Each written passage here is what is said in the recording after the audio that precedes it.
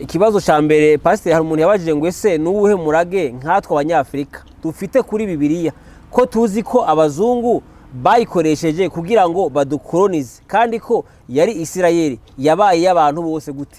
None se kuvuga ngo Bibiliya ni y'abayuda gusa, ntabwo ariyo Daniyeli yakoresheje kugira ngo yemeze Nebukadinezari ageze amenyekanisha Imana mu gihugu cy'i Babuloni. Nebukadinezari ageze ubwo ahamya ko Imana y'ukuri ari ya Sadurake na Meshake na Abedenego. Misiyoneri rero bafite intego enye, ariko intego biyoroshe niyo kwamamaza ubutumwa bwiza no gushinga amatorero gusa. Abacuruzi ntibabishizemo, abashaka kwiga ibitekerezo by'abirabura mu buryo sosiyale ntibabishiramo, abanyepolitike ntibabishiramo, nuko bashiramo idini kuko aryo ryorohaga kuja mu mahanga no kubona ibyangombwa, bose barabyitwikira. Wabashaka kuhishura amasoko y'ubucuruzi akandika ngo ndi misiyoneri, yabashaka kwiga ibitekerezo by'abirabura ngo azabashiremo politike bateranye akandika ngo ndi misiyoneri. Byabi bya politike misiyoneri, byabi didini misiyoneri. None ico gice cy'idini abico kiza muri misiyoloji gusa, ibindi biza bishushanya. Se kwa abazungu batuzaniye Imana yabo kandi twebwe hano muri Afrika twari dufite izindi Imana zacu. Oya, izo Mana zacu ntabwo arizo zitanga gakiza. Abazungu bafite Imana zabo, abahindi bafite Imana nyinshi kuturusha, abakaruda baraturusha, abafenisiya baraturusha. Abanyaburaya kubera gukunda gukora bari busy babuze ko baranyibigirwa Mana suko bakijijwe. Noneho rero Imana twewe turamya turabizi ko Afrika yose buri bwoko bugira Imana yabo, ariko hari indi Mana. None se Nebukadineza yahakanye ko atagira izindi Mana? Oya, nuko yavuze gusa ngo mbonye ibitangaza by'Imana ya Sadurake na Meshake na Abedenego ikoze, twari dusanzwe dufite Imana.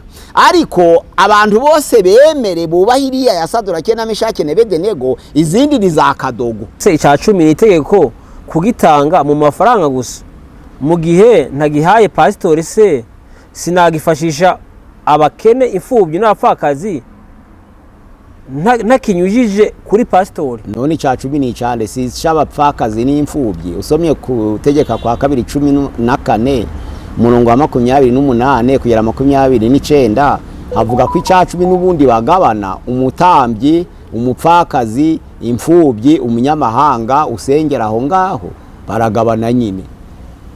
None se ari kuja ikiri. Noneho rero gahunda y'itorero Imana irayemera, nuvuga ngo kuja gutanga icya 10 ukakijana umupfakazi ntabwo citwa icya 10, ni imfashanyo kandi nayo irakenewe.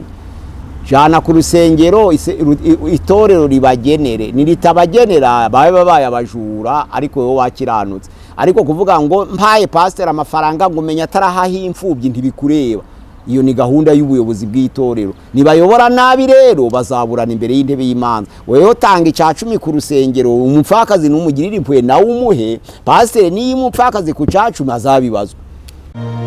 Gusenga everyday, gusenga buri munsi. Nusenga uzanesha, nunanigwa gusenga uzaneshwa. Senga. Gusenga everyday, gusenga buri munsi. Nusenga uzanesha, nunanigwa gusenga uzaneshwa. Senga. Reka ngusuhuze inshuti ya Gusenga everyday, nizere kumeze neza mu bisanzwe muri kumwe nanje Manirakiza Edouard.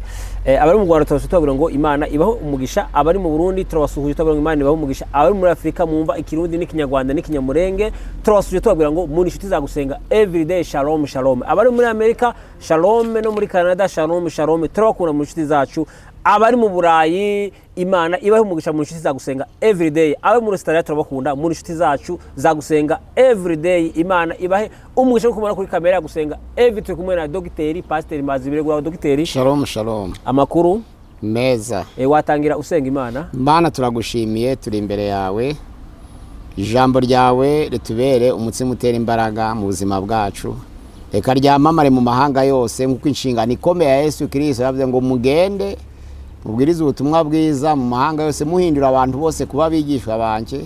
Kandi Yesu Kristo yaratubwiye ngo yahawe inshingano mu ijuru no mu isi, ubutware bwose yarabuhawe kugira ngo natwe abuduhe dufite ubutware rero bwa Kristo Yesu kugira ngo twamamaze iryo shimwe, duhamagara abantu bari mu mwijima bazimiye, tubagarure binjire mu muco w'abitangaza.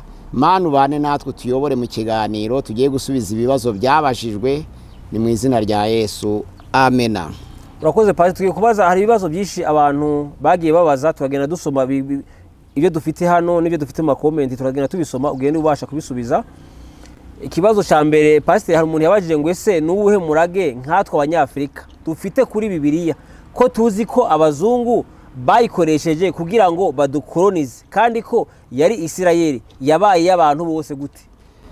Ntabwo ijambo ry'Imana Bibiliya yara Isirayeli gusa, ahubwo Isirayeli yatoranije. Urebye mu Kuva ibice 19, kuva ibice 19 umurongo waho wa 5, Isirayeli yatoranijwe ahubwo nk'abatambyi. Abo batambyi rero bagombye kumenyekanisha Imana mu mahanga yose. Kuva 19 umurongo wa 5 haravuga ngo, none ni mu nyumvira by'ukuri, mukitondera isezerano ryanje, muzambera amaronko mbatoranije mu mahanga yose, kuko isi yose ari yanjye, kandi muzambera ubwami bw'abatambyi n'ubwoko bwera. Ubwami bw'abatambyi bisobanura ngo ni ab'amahanga yose. Ayo aba ariyo magambo ubwira Abisirayeli. Ni ukuvuga ngo mu isezerano rya kera nubwo Isirayeli bwari ubwoko bw'abatambyi, ariko bwari bushinzwe kumenyekanisha Imana mu mahanga. Yari inshingano yabo, yari inshingano yo kumenyekanisha Imana mu mahanga. None se kuvuga ngo Bibiliya ni y'Abayuda gusa, ntabwo ariyo Daniyeli yakoresheje kugira ngo yemeze Nebukadinezari ageze amenyekanisha Imana mu gihugu cy'i Babuloni. Nebukadinezari ageze ubwo ahamya ko Imana y'ukuri ari iya Sadurake na Meshake na Abedenego, kuko igice cya 3 kivuga umurongo wa 28 twahasoma. Daniyeli igice cya 3, Daniyeli 3 umurongo wa 28 twumva uko avuga.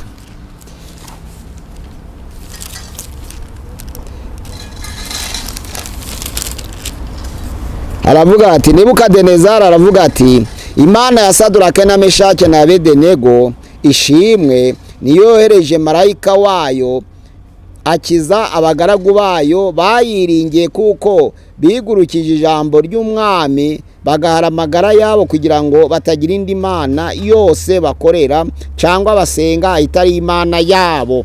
Ahangaha ntabwo bireba Abayuda gusa. Bibiliya ahangaha si Bibiliya yakoraga. Ijambo ry'Imana ravuga ngo ntukagire izindi mana mu maso yanjye. None bageze mu gihugu cy'i Babuloni babategetse gusenga ibigirwamana byabo, banze bituma Imana imenyekana i Babuloni. Ubwo Bibiliya niyo yanakoraga, kuko mu Kuva 20 umurongo wa 1 avuga ngo ntukagire izindi mana mu maso yanjye, ntukiremere igishushanyo kibajwe. Ahangaha rero birangagije itegeko ry'umwami kugira ngo batishe itegeko ry'Imana, ariko bakoresheje Bibiliya mu Kuva 20 kandi biri gukorera i Babuloni. Ahangaha rero ntabwo uwavuze ngo ni tegeko ni Bibiliya igenewe Abayuda gusa, ahubwo ni y'amahanga yose. Ariko Abayuda bakitwa abatambyi, ahubwo bo kumenyekanisha Imana bakoresha ahubwo Bibiliya. Ahangaha rero yaravuze ngo yagene ngo bayikoresheje ngo kugira ngo badukolonize. Aha ni mu ruhande rumwe. Ico yavuze ntabwo cyose ari ikinyoma, kuko abamisiyonere nabo rira jambo Yesu yavuze muri Matayo 13 umurongo wa 24 kugeza 30 ngo muje murare ku rukungu n'amasaka bikurane. Ntabwo ari uko bigiye cy'abamisiyonere gusa, ahubwo kuva mu gihe cy'isezerano rya kera, mu gihe cya Mose habonekaga Bayane na Bayambure bo kurwanya umurimo, hakaboneka Abiramu ba bene Kora bariya badatani bakarwanya umurimo w'Imana. Igihe cya Nehemiya habonekaga ba Tobiya ba Sanibarati bageshe bo kurwanya umurimo w'Imana ahangaha. Noneho rero n'igihe cya Paulo hari ba Dioterefe, hari ba Alexandre, hari Humenayo, hari ba Filati bo kurwanya umurimo. Ni ukuvuga ngo mu bamisiyonere nabo kwaruko abantu baza gukora umurimo w'Imana, hakaza nabo kurwanya umurimo. Abantu bakaza batabirimo ariko bagakora ibisandabyo, kandi bakavuga ko bakorera Imana. Mu bamisiyonere rero bafite intego enye. ariko intego biyoroshe niyo kwamamaza ubutumwa bwiza no gushinga amatorero gusa. Abacuruzi ntibabishizemo, abashaka kwiga ibitekerezo by'abirabura mu buryo sosiyale ntibabishiramo, abanyepolitike ntibabishiramo, nuko bashiramo idini kuko ariryo ryorohaga kuja mu mahanga no kubona ibyangombwa, bose barabyitwikira. Wabashaka kuhishura amasoko y'ubucuruzi akandika ngo ndi misiyoneri, yabashaka kwiga ibitekerezo by'abirabura ngo azabashiremo politike bateranye akandika ngo ndi misiyoneri, byaba bya politike misiyoneri, byaba idini misiyoneri. None ico gice cy'idini abo ico kiza muri misiyoloji gusa, ibindi biza bishushanya. Bakaza bavuga ngo baje kuvuga ubutumwa koko nibyo, ariko kuko kubona ibyangombwa byamamaza ubutumwa bwiza ari byo byari byoroshe, bigatuma n'umucuruzi yiyita misiyoneri, bigatuma n'umunyepolitike yiyita misiyoneri. Uwitwa William Carey, uwitwa Robert Morrison, uwitwa Robert Moffat, uwitwa Alexander Mackay baje mu buryo bw'ubutumwa bwiza bw'itorero. Ariko uwitwa Livingstone na Stanley ari Livingstone David ntabwo baje mu nzira y'itorero, ahubwo bari baje guhishura amasoko y'ubucuruzi, noneho kugira ngo bazakorane niwabo, bacuruza niwabo. Nuvuga ngo intego zari nyinshi. Urumva ko Stanley na Livingstone baje atari mu ntego yo gutangiza itorero, mu ntego yo guhishura ahubwo amasoko hari za jizema z'amabuye y'agaciro kugira ngo bazakorane niwabo, ubutunzi bwose babwohereza iwabo. Ariko nabo biyita abamisiyoneri kuko ari byo byoroshe. Abanyepolitike nabo baza kwiga ibitekerezo by'abirabura, baje kwiga ibitekerezo by'abirabura kugira ngo babicengere, babisesengure, bazabona ukuntu babakoreramo politike, babateranye mu ntambara. Nabo biyita abamisiyoneri. Abamisiyoneri rero bose ntabwo bari babi, ariko bose ntibari beza, nkuko n'abapasiteri uyu munsi badafite intego zimwe. Hari abafite intego sosiyale, abandi bakagira intego ekonomike. Akaba pasiteri kuko ahembwa gusa, adahembwa akaba atabawe, uwafite indi ntego. Nizo mpamvu Pawulo yavuze mu Bafilipi igice cya 1 umurongo wa 15 ngo bamwe babwiriza ibya Kristo babitewe n'ishari, abandi bakabwiriza ibya Kristo babitewe no kwirema ibice, abandi bakabwiriza ibya Kristo babitewe n'umutima mwiza. Nuvuga ngo ibyo bice byose bikaba bihari, ariko Pawulo aravuga ngo abo ntibazabura, baba bishari baba bo kwirema ibice, nta kizatuma Kristo atamamazwa. Abamisiyoneri baje bafite intego zitandukanye. Uwabaje ico kibazo ni ibyo byamuriye ku mutima. Aravuga ati abazungu bazanye ubutumwa bwiza ari inzira yo kudukoloniza, ako karimo, ariko hari n'ubutumwa bwiza bwamamajwe bubabwo. Ntitwavuga rero 100% ngo bari baje kudukoloniza, ahubwo bamwe bari baje kudukoloniza, abandi baje kutwiba, abandi baje kutubwiriza. Voilà. Nizo mpamvu usobye aba misiyonere bose mu kinyejana ca 18 na 19 gusoza ca 20 barisukiriye. Noneho ca gice cari kije mu buryo bwa politike, cyo cari kiri gutegura kolonizasiyo. Iki yavuze ni ukuri. Hari igice cyo kudukura mu byaha, hakaba n'igice cyo gutegura kolonizasiyo. Nizo mpamvu kolonizasiyo yaje ikurikiye misiyoloji. Mu kinyejana ca 20 rero kolonizasiyo birisutse, ariko babanje gucecekesha imitima y'abirabura kugira ngo ubutumwa bwiza bubagereho batagifite ubukana. Bababwiriza ubutumwa no babuza ubukana, ariko ntibababwiriza ubutumwa bwo guhinduka abari bafite iyo ntego. Nuvuga ngo kubabuza ubukana ngo batazabarwanya, ariko bababuza kugwa neza nk'uko abirabura mu muco wabo bagwaga neza. Ubundi umuco w'abirabura ni ugusangira, ariko misiyoloji imaze kuza gusangira kwarahagaze, ariko abantu bacogora kurwana, ariko gusangira kurahagarara. Urumva bari bashabira ngo tutabarwanya, ariko ibyo kugwa neza batabikeneye. Voilà. None ico ni ikibazo babajije nyira hangaha. Ntabwo Bibiliya ari Isirayeli. Nkuko Isirayeli barabatambye kugira ngo bamamaze bamenyekanisha Imana, naho ba Datani, ba Abiramu, ba Yane Ndayambure, ba Tobiya, ba Geshemu, ba Alexandre, ba Humenayo, ba Fileto, ba Diotrefe bazahoraho. nico kituma Yesu yaravuze ngo mureke urukungu n'amasaka bikurane. Nuko muri buri torero harimo Dioterefe na Demetiriyo, muri buri torero hakabonekamo uwitwa Mose, hakabonekamo na Datani, muri buri torero hakabamo Geshemu, Tobiya na Nehemiya. Muri buri torero rikaja rebamo umuntu nguwo n'umuopoza, umuntu n'umuopoza, umuntu n'urwanya iby'Imana, akazahoraho, abo bazahoraho.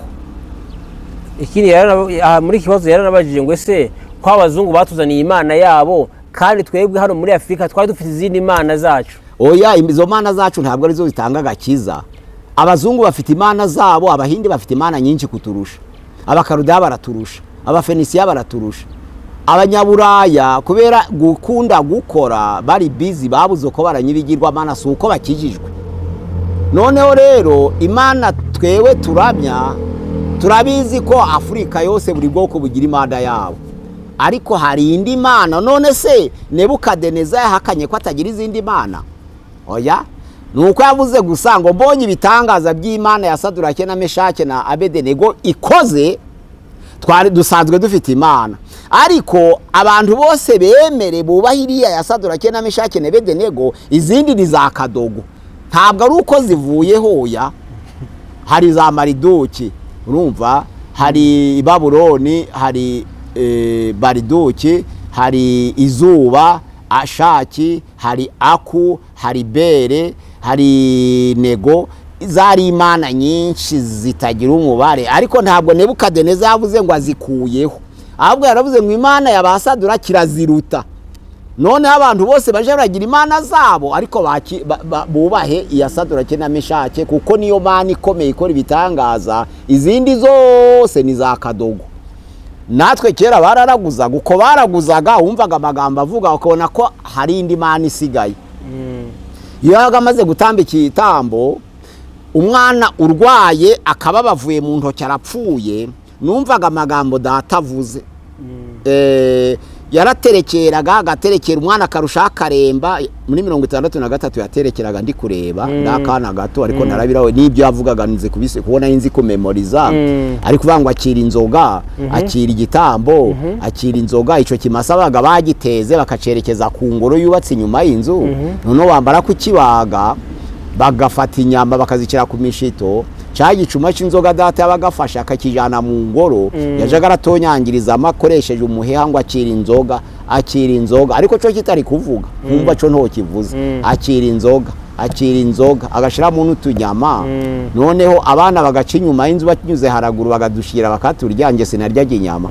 Noneho bambara kuturya yasubira akavuga ngo cashimye kuko twatunyama tubuze, nje nkamenya ko ari abana baturiye. Yanzoga atonyangirizemo cagicuma akakigarura, nukuvuga ngo nararebaga.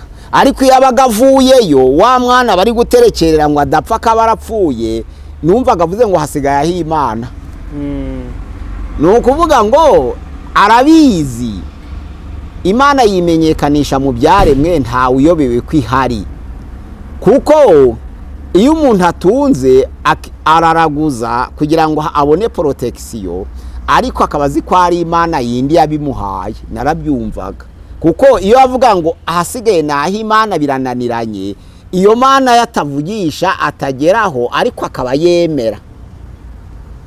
Nuko ngo abanyafrika buri wese agira imana ze, n'abazungu buri wese yagiraga imana, ariko tukagira imana twemera ariyo rurema, le créateur. None se bagize ngo uwo muzungu, ejo hari umuntu wavuze ngo abamarayika bavuye mu ijuru ngo baraza ngo batera ngo idanga abakobwa bo kwisi. None se abamarayika bagira kromozome ngo none babyarane n'abakobwa b'abantu? Urumva rero ni nyumvire. Ariko iyo mana iruta izindi mana Nebukadineza yavuze, ntiyavuze kwiza atari imana, yaravuze ngo izirusha imbaraga gusa. N'amahanga yose niko bimeze. Uwo muntu wavuze ngo ibigirwa mana ngo twari dufite imana zacu muri Afrika ngo zimeze neza, icyo abazungu batwambuye ni umuco nyafrika watumaga dukundana, ariko bagiraga imana zabo bazi ko hari indi mana. Ubwo rero Paulo yageze muri Atenayi wala kumva ibyakozwe n'intumwa. Reka mbereke ko abantu benshi bafite imana kandi babizi bakanga kuyihamya gusa. hano haravuga ngo nuko Paulo ahagarara hagati ya Areopago aravuga ati bagabo b'abanyetenayi mbonye muri byose ko mukabije kwibanda mu by'idini. Ubwo nagendagendaga nitegereza ibyo musenga nasanze igicaniro canditswe ngo icy'Imana itamenywa. Nuko iyo musenga mutayizi niyo mbabwira. Urumva birumvikanye. Nuvuga ngo abantu bose bazi Imana ariko guhishurirwa kugira ngo ayihamye bikamunanira. Ariko iyo binaniranye bose baravuga ngo ndahi Imana, nabari abajura bavuga ngo manu ndinde bagiye kwiba bavugiye mu ijuru. Ibyo kuraguza birashira bakavugiye mu ijuru kubindi byananiranye kuko barabizi. Noneho mu yandi magambo wa missionnaire batuzaniye ubutumwa baje baratubwira iyo Mana dutari tuzi abanyafrika ni wabo bari bazi ko izo mana zindi zihari ariko bahishurirwa ko hari yindi Mana. Niyo Mana rero baje kutwigisha tubwira ati iyo Mana mwe mutazi musenga Imana nyinshi ariko hari Imana mutazi. Iyo Mana niyo baje kutubwira. Noneho rero kuko barafite imigambi itandukanye niho haje kuba ikibazo. Abanyepolitike bigira imbaraga. Uja gusanga misiyoloji yabaye kuri politike ke religieux. Mbese byagize imbaraga kuri politike kurusha idini. Ariko mu by'ukuri hari afite intego nziza nka kuri kwa Paulo. Abavuga iby'ukuri batumwe n'Imana. Ariko abandi bakagira umutima ubarega, abandi bakagira bazanya amacakubiri muri Afrika kuko tutaraja mu idini ndabizi uko abantu bakundanaga byari birutuye umunsi wa none. Nukuvuga ngo kera ntawababazwaga no gucumbika, ariko uyu munsi ntiwabona aho ucumbika bitewe nuko abantu bacengewe n'idini ririmo politike. Abantu bacengewe n'idini ririmo politike ugera ahantu hari urusengero bakaga kucumbikira. Ariko ku baturage batazi Imana bo cari kizira ngo birukana umushitsi kuko biri mu mahame y'Abanyafrika ko abantu bagomba kuba l'unité africaine, bagomba kuba bamwe. Urakoze Pastor. Ari kindi kibazo yabaje ngo ese abakurambere bacu ngo Aburahamu na Isaka na Yakobo na ba Mose n'abandi ko bizeraga bavugishijwe n'Imana, ubutwe twakwizera dute Imana itatwihishuriye? Ahangaha babaye nk'umu heretike witwa Marcione. Ahangaha bananiwe gusoma mu Baheburayo igice ca mbere. Hano mu Baheburayo igice ca mbere umurongo nuwa mbere kugeza kwa gatatu haravuga ngo kera Imana yavuganiye n'abasogokuruza mu kanwa k'abahanuzi mu bihe byinshi no mu buryo bwinshi, naho muri iyi minsi y'imperuka yavuganiye natwe mu kanwa k'umwana wayo uwo yashiriyeho kuba umurago wa byose ari we yaremesheje isi. Uwo kuko ari ukurabagirana k'ubwiza bwayo n'ishusho ya kamere yayo, kandi akaba ari we uramiza byose ijambo ry'imbaraga ze, amaze kweza no gukuraho ibyaha byacu yicara iburyo bwikomeye cyane yo mu ijuru. Ahangaha ni imivugire yahindutse. Imana iracavugana n'uyu munsi wa none. Imana yavuganiraga na basogokuruza na Aburahamu mu kanwa k'abahanuzi, na n'uyu munsi iracavugana natwe mu kanwa k'umwana wayo no mu ijambo ryayo. Abaroma igice cya 10 umurongo wa 17 bavuga ngo kwizera kuva ku byo twumva, kandi ibyo twumva biba mu ijambo rya Kristo. Urumva niba imyizerere yaba rishingiye kuko Imana yavuganaga na basekuruza, natwe kwizera kwacu kushingiye kuko Imana iri kuvuganira natwe mu ijambo ryayo, kandi ijambo riwe Yesu. Ubwo ni ukuvuga ngo ni Imana iri kuvugana natwe mu ijambo ryayo, turi kudacavugana nayo. Ubwo rero wakwanga kwizera ngo Imana ntikivuga, ahubwo ni ukumusobanurira ko Imana iri kuvuga kuko iri kuvugira mu ijambo ryayo.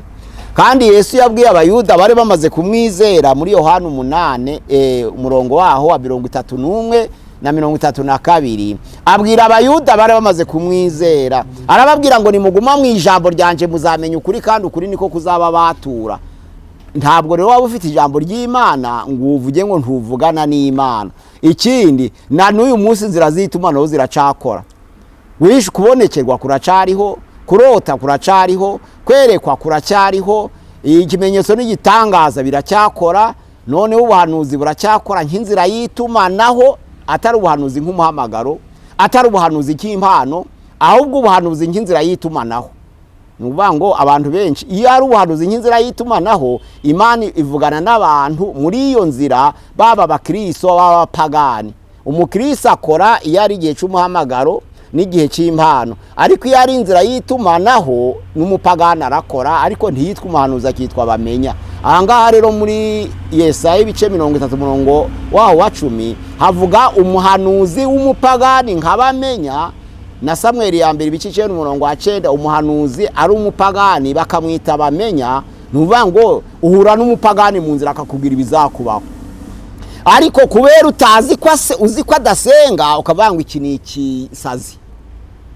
Wamara gutandukana ugasanga bya bindi yagutondaguriye byose bikubayeho. Ubuhanuzi bw'abamenya bwabagaho amadini itorero ritaraza mu isi, hano muri Afurika bwabagaho. Umuntu agahura nakakubwira ibizakubaho, hari n'uwakubwira ngo katureye mu kiganza ngo uzamerutse uzamerutse uzamerutse uzamerutse. Abo rero ni babamenya, abo bahozeho. Na n'uyu munsi wa none uhura n'umuntu agobe ati mwana wanje hagarara nkubwire, uti uyu umupagani, mwana wanje hagarara nkubwire ibigiye kukubaho ni ukabisuzugura byamara bikaba. Uwe bamwita bamenya, ntibamwita umuhanuzi kuko atari mwitorero. Ariko ari umuhanuzi w'umuhamagaro, nuvuga ngo uhabwa ministere, hakaba n'umuhanuzi w'impano igihe yabyaho ubwa kabiri agahabwa impano, abo nabyo mwitorero. Ariko bose barakora, ahangaha bose barakora. Aha rero Imana mu kuvugana natwe mu nzira z'itumanaho inyuza no mu bapagani no mu bakristo. Ntabwo ubutumwa bwiza bugera ku bwoko bw'Imana ariko binyuze ku mukristo pas nécessairement. Imana iri kubwira Nebukadinezari ngo dore umwana w'Imana uri hagati y'itanura ry'umuriro. Abayuda bari bahagaze hamwe na Nebukadinezari bamwise umusazi. Uyu Yesu ari kuvuga umwana w'Imana, nuwuhe mwana w'Imana? Kwari twe twakamenya umwana w'Imana, ari twe Abayuda abazamubyara Imana irabibahisha. Ariko Nebukadinezari abihishuriye. Imana ishaka kugira ngo yubake Yerusalemu bavuye mu bunyage, ntabwo yiyeretse Abayuda, oya yiyeretse kuru, ibanza kumusiga amavuta. Ari umupagani. Ijambo ry'Imana muri Ezira igice cya 1 umurongo wa 2 haravuga ngo Uwiteka nyir'ingabo yanyihanangirije kuyubakira inzu i Yerusalemu h'Ubuyuda. Ntiyabibwira Abayuda bagiye kubakirwa, ibibwira Kuro. Icyatuma Imana ibikora niki? Nuko umugambi wo gutatana kw'Abayuda kwari kugira ngo bamenyekanishe Imana, bo bakabibona nk'akaga, ariko ari ukugira ngo bamenyekanishe Imana. Ntabwo iyo badahungira i Babuloni Imana yari kumenyekana ko ikomeye kuruta izindi. Nuko byagaragariye muri bara abasore 3 na Daniel. Noneho rero ikabikora kugira ngo bamenyekanishe Imana, ariko abo kumenyekanisha Imana ba Daniel bahura n'inzitane. Ni ukuvuga ngo ubukana bw'abami bwatuma batavuga Imana i Yerusalemu mu Bakarudaya. Imana ikabibaka ikabishira mu bategeka ubukarudaya, bataragishwa impaka. Ubutumwa bwiza buri muri Daniel, buri muri Sadurake na Meshake na Abedenego, ikabwinjiza muri Nebukadinezari ngo abari uvuga nk'uko bari kubuvuga utagira umugisha impaka.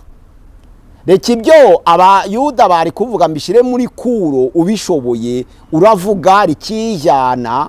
Ni Imana, ni gahunda y'Imana. Ntabwo kwari ukugira ngo Kuro akizwe, ntabwo kwari kugira ngo Nebukadinezari akizwe, ahubwo kwari kugira ngo basohoze imigambi yayo.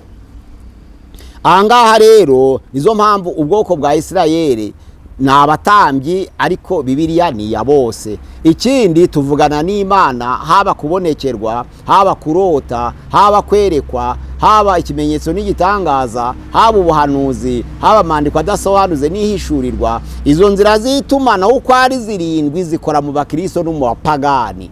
Imana rero hariya muri Amose havuga ngo ntacu Uwiteka nyir'ingabo abasha gukora atabashe kumenyesha abagaragu be b'abahanuzi bishwe byabo. Ni inzira y'itumanaho muri Amose 3 umurongo wa 7. Si umuhamagaro, si impano. Urakoze. Ikindi kibazo yarabajije ngo ese ni gute twamenya intumwa y'Imana? Intumwa y'Imana ni ugusenga, Imana ikayiguhishurira. Kuko ubutumwa bwiza tubwiriza ni Yesu Kristo wabiduhishuriwe. Na Yesu rero Yesu Kristo yiyereka Paulo mu nzira y'i Damasiko, yaravuze ngo nkigenda mwami umucurantungura. Ni ukuvuga ngo ni mu nzira yo gusenga Imana, kuko niwe nyiri iyo ntumwa akayiguhishurira.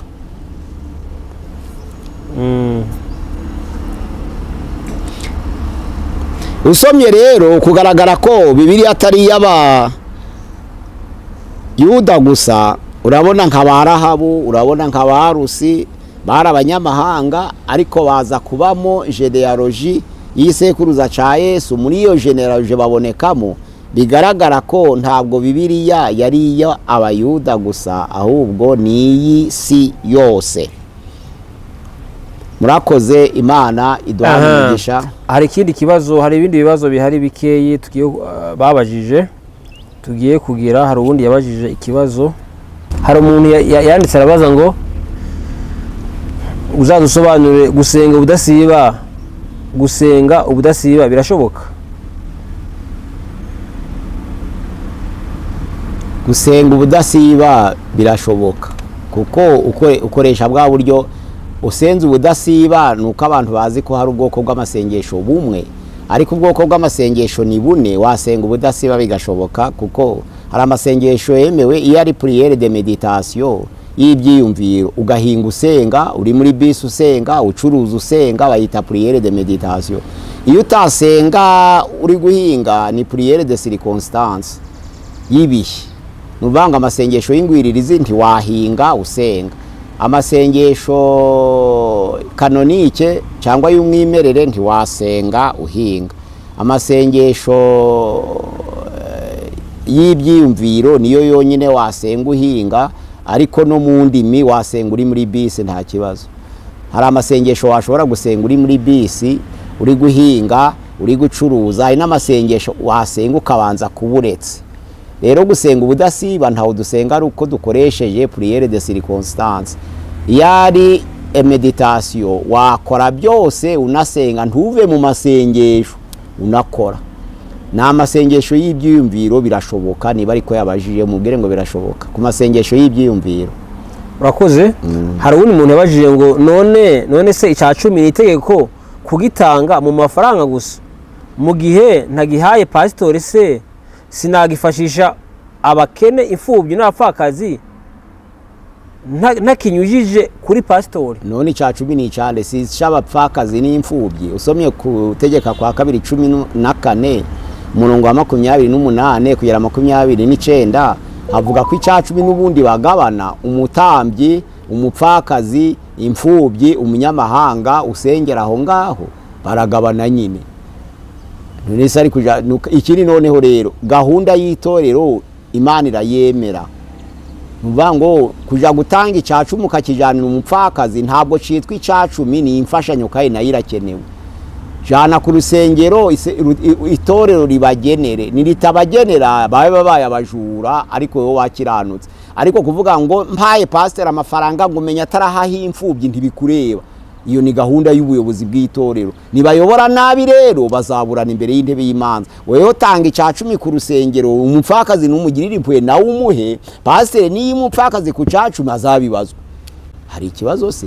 Gutegeka kwa 2 igice cya 14 umurongo wa 28 kugenda cyaravuga ngo umutambyi, imfubyi, umupfakazi, umunyamahanga bagabane, basangire barye banezerwe. Nabima biramureba. Ikindi noneho rero nafata icyo cya 10 atararahiye ko yaretse gakondo ya se na sekuruza, nawe azabiburana imbere ye, kuko wemere kwakira icya 10 nuwahaze akereka itorero ko nta handi afite, noneho gakondo ikabibaye Uwiteka, nawe azabiburana. Ibyo biramureba. Kuvuga ngo ugiye gufasha abakene ngo uyite icya 10, ugiye guhindura gahunda y'Imana. Yite icya 10 uyashire mu rusengero bayatange nabi, none utanga ndihubwo ufashe babakene ufite impuhwe. Ariko ivuga ngo ubwo mpaye umukene ngo ntanze icya 10. Urakoze pastor. Hari undi baje ikibazo ngo ese umukozi uhembwa ku kwezi yatanga icya 10 mbere gukuramo ibimutunga canke amaze kubikuramo nk'uko batanga icya 10 ku nyungu? Biterwa na gahunda nuko itorero ryubatse. Hari abaja guhemba kuko abakozi babakorera bakabanza kugikuramo. Icyo ntabwo kigira umugisha ko ntaho gitanzwe n'umutima. Nuwanga ufite abari mu 10 cyangwa 20, ugiye kubahemba imishahara yabo kuko bigisha mu kigo utegeka. none uravuze uti ndaguha ibihumbi 200 weho urafata 180 usinye kubonye 200 oya harimo uburiganya ico gihe kuko nta bitanze n'umutima ukundi ahubwo yamuhe wakikugarurire kugira ngo wamugisha wo ku mutima umugereho naho nuyakuraho nk'umusoro birabaga hato biranko gukoresha ikoro niba nkukoresha rondi pasteur none naja kuguhemba nkava ngo ndakuramo 10 kuko uri umukristo ndakwibye ahubwo ya muhembe yose numara umwibutsi tikudatanga 10 wowe mu gihe cyuri kumwigisha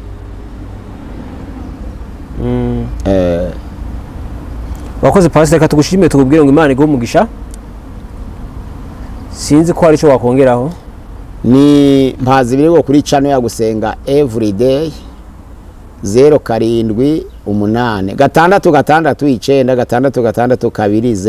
669 078 kuri channel ya gusenga everyday. Imana duhane umugisha amahoro.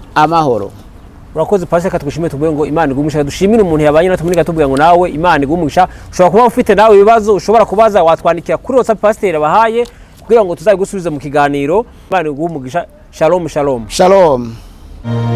Gusenga everyday, gusenga buri munsi. Nusenga uzanesha. Nunanigwa gusenga uzaneshwa. Senga.